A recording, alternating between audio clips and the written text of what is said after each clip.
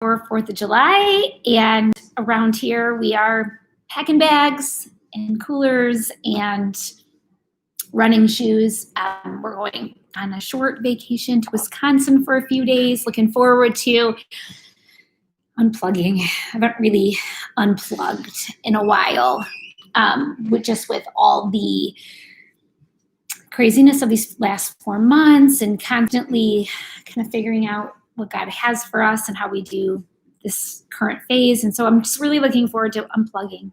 But before we head, I wanted to share some encouragement with you. And I have some good news for you today. And I can't wait to share it with you. And here's what I feel like God is saying. I was looking at the story of Gideon, and Gideon was a man who was for Israel, and he lived in the day. His story is in Judges 6 and 7, and I'm going to focus in on Judges 7. And Gideon was a man that God chose to be the leader for Israel, and at this point they had some enemies, the Midians, and the Midians were rotten to them, and God wanted to deliver Israel from the Midians' oppression and just bring freedom for Israel. And so he picked Gideon, and he put Gideon over an army, over the Israel army. And at the start of this army that they were going to go fight the Midians, they had 32,000 men. Gideon had 32,000 well-abled guys behind him that would go fight for Israel. And God looked at that army, and he wasn't like, yes, I can do something with this army. He looked at that army and he said, this is too many men. And he needed to whittle that army down. And the reason is that he didn't want Israel to have any idea in their own minds that they themselves brought the victory over Midian, that they did it by their numbers, that they did it by their ability. And so God said, hey, here's what we're going to do. I want you to go through the army, and anyone who is afraid, send them home, right? Send them home. And so 22,000 men left, and that left 10,000 in that army. A little quick math, 10,000 were left in that army. And God looked at that army, and he said, this is too many men still. I know how men work. I know how they think. I know it's in their heart. And they are so quick to take credit on themselves and success on themselves and think this was their own doing and their own strength and their own sufficiency. And so once again, God had Gideon take the men, and he, of course, it's so funny how this worked out, but they went for a drink. They went to the watering hole, and anyone who, he was watching the 2 different ways that people could drink water, and they could either scoop it up and lap it or just drink right out of the water. And God sent home another group of people, and only 300 men remained at this point. And God looked at those 300 men, and he was like, this is perfect. This army is perfect. I can bring victory about through this army. And then Israel will know that I did it, that I am the one behind success. And the deal is today, I feel like God does this same thing in our lives, where he thins out our army. And he does it purposefully so that he alone can get credit for victory, so that he alone can get credit for success, so that he alone can get glory. We know that he does not want to share his glory with another. And so I want to ask that question today. I want us to say, listen, we're going to have moments in our life when God thins out our army. This is going to be a regular part of our life, right? And we're going to look around and we're going to go, God, how am I supposed to parent under these circumstances, right? You have thinned out my ability. You have thinned out my confidence. You have thinned out my self-sufficiency in this moment. God, how are you going to do what you said in this life? We look around at the circumstances. We look around at our resource, right? Maybe God has thinned out some finances.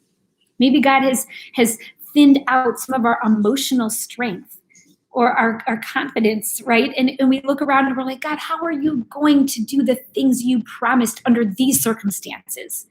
And Gideon had to be feeling that way with 300 men when God had thinned out that army. And as a church, we are looking at buying land and building a building. And I find myself right here at this very crossroads where Gideon must have been looking around going, God, how are you going to do that with this, with what you've thinned out? I can look at our natural bank accounts and my ability, and I've never bought land. I've never built a church. I don't know the first thing about how to do this, right? And we're looking at this task in front of us. We're looking at a lot and meeting with the villages and builders and contractors and just starting, that's down the line. We're not quite there yet. We're just at this point kind of looking at some land. But I feel like God has thinned out our army. I truly do. And I believe that God has thinned it out so that he would say, so I alone get credit, so that you turn to me and you go, only God gets the glory for this one, this victory, this promise being fulfilled. Only God could have done this. I know, out of my own strength, out of what I had in my account, I could not have done it. And so I believe that God is doing that, just an example of what he's doing with us as a church and my life. But I know that if you're not in this phase right now where you say, you could look around and, oh, God has sent out my army, that there will come a day, and there's been a day in your past where, again, it's the goodness of God, that even though that army feels thin, he is preparing you for victory. He is preparing you for the glorious future that he promised. He's preparing you for what is ahead, despite what you feel like you have on your side. And so that is really my encouragement, where you don't feel equipped, where you don't feel like those things could come to be, that he has said, I want to say, is God preparing you for a victory that only he could bring. So it's just how it's going to go on this earth. And so I want us to pull Gideon into our today and our tomorrow, and just know, you know what? Sometimes God thins out our army, but yet he will do all he has promised, all he has said. He's preparing you for a glorious, amazing future. We will see you Sunday, and we will be here Facebook Live, and we will be in person on our lawn, and it's not too late to register. If you haven't yet, you can still get in on that.